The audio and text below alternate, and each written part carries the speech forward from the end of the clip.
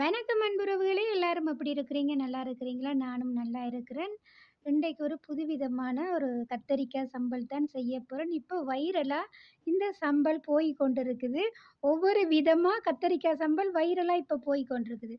அப்ப நானும் பார்த்தேன். சரி நானும் ட்ரை பண்ணி பார்ப்போம். அதின்ட டேஸ்ட் எப்படி இருக்குன்னு சொல்லி, வாங்க காணொளிக்குள்ள போவோம். நான் இப்போ அதுக்கு தேவையான கத்தரிக்காய் சம்பலுக்கு தேவையானத மரக்கறிய வெட்டி எடுத்திருக்கிறேன்.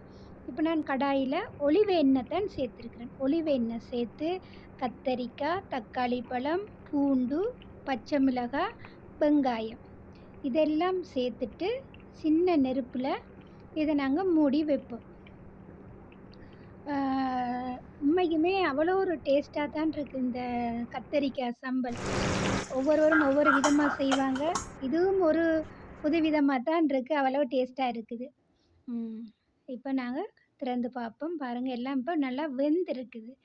நல்லா வெந்திருக்குது எண்ணெயில். இப்போ அதில் உள்ள தோல் எல்லாம் நாங்கள் நீக்கி போடுவோம்.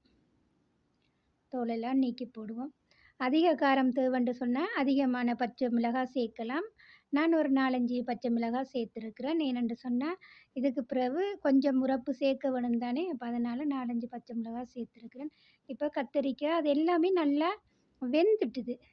இப்போ இந்த தோலெல்லாம் நீக்கிட்டு இப்போ நாங்கள் அதை இந்த மசிக்கிறது இருந்தால் மசிக்கிறதால எல்லாத்தையும் நல்லா மசிக்கணும். அப்படி மசிக்கிற இல்லாட்டி நான் ஒரு கிளாஸ் எடுத்து தான் இப்போ இது எல்லாத்தையும் நல்லா மசிக்க போகிறேன். தோல் அதை பிடிச்சி கலட்டக்குள்ள தோல் டக்குன்ட்டு வருவதில்லை. பாருங்கள் விளையாடுது இருந்து. எல்லா தோலையும் நீக்கியாச்சு. இப்போ இதை கொஞ்சம் நல்லா மசிப்போம். நல்லா மசிச்சு போட்டு இப்போ நான் கிளாஸால் தான் மசிக்க போகிறேன். அப்போ தான் டக்குன்ட்டு மசிஞ்சிடும். பாருங்கள் எப்படி இருக்குன்னு சொல்லி. உண்மைக்குமே இந்த கத்தரிக்காய் சம்பல் அவ்வளவுக்கு நல்ல டேஸ்ட்டாக தான் இருக்குது. இப்போ நாங்கள் இந்த கிளாஸால் நல்லா எல்லாத்தையும் ஒன்றோடு ஒன்று நல்லா மசிக்க வேணும். நல்லா மசிக்க வேணும். அப்போ தான் டேஸ்ட்டாகவும் இருக்கும். நல்லா பாருங்கள் நல்லா மசிஞ்சு வந்துட்டு. இப்போ நாங்கள் இந்த நேரத்தில் நல்ல திக்கான தேங்காய் பால் சேர்க்கணும். அப்படி தேங்காய் பால் இல்லாட்டி நான் ஜோகட் சேர்த்துனேன். 3 கரண்டி ஜோகட் சேர்த்துருக்கிறேன். தேங்காய் பால் தான் அந்த சுவை நல்லா இருக்கும். தேங்காய் பாலுக்கு தான் அருமையான ஒரு டேஸ்ட் கிடைக்கும். அப்போ நான் தேங்காய் பால் இல்லாதனால நான் ஜோகட் சேர்க்குறேன். 3 கரண்டி ஜோகட் சேர்த்துருக்கிறேன். அதுவும் பரவாயில்லை நல்லா இருக்கும். அதுக்கு பிறகு நான் உப்புத்தூள், கொஞ்சம் காரத்துக்கு மிளகுத்தூள், கட்டத்தூள், சீரகத்தூள் கொஞ்சம் சேர்த்துருக்கிறேன். இப்போ எல்லாத்தையும் சேர்த்து நல்லா மிக்ஸ் பண்ணுவோம். நல்லா மிக்ஸ் பண்ணுவோம்.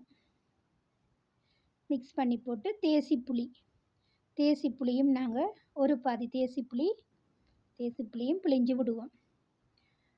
ஒரு கொஞ்சம் டைம் தான் ஒரு சுவையான கத்தரிக்காய் சம்பல். ஒரு 5, 10 நிமிஷம் என்னென்னா அந்த கத்தரிக்காயெல்லாம் வதங்கி வர ஒரு 5, 10 நிமிஷம் போதும். பாருங்கள் எல்லாம் நல்லா வதங்கி நல்லா ஒரு திக்காக வந்துட்டுது. இப்போ நாங்கள் ஆஃப் பண்ணுவோம். சம்பல் செய்து முடிஞ்சு இன்னொரு டிஷ்ஷுக்கு மாற்றுவோம். பாருங்கள் எப்படி இருக்குன்ட்டு சொல்லி. பிடிச்சா நீங்களும் ட்ரை பண்ணி பாருங்கள். என்னுடைய காணொளி பார்த்து எனக்கு சப்போர்ட் பண்ணுற அனைத்து உறவுகளுக்கும் ரொம்ப ரொம்ப நன்றி. மீண்டும் இன்னொரு காணொளியோடு உங்கள் பானு.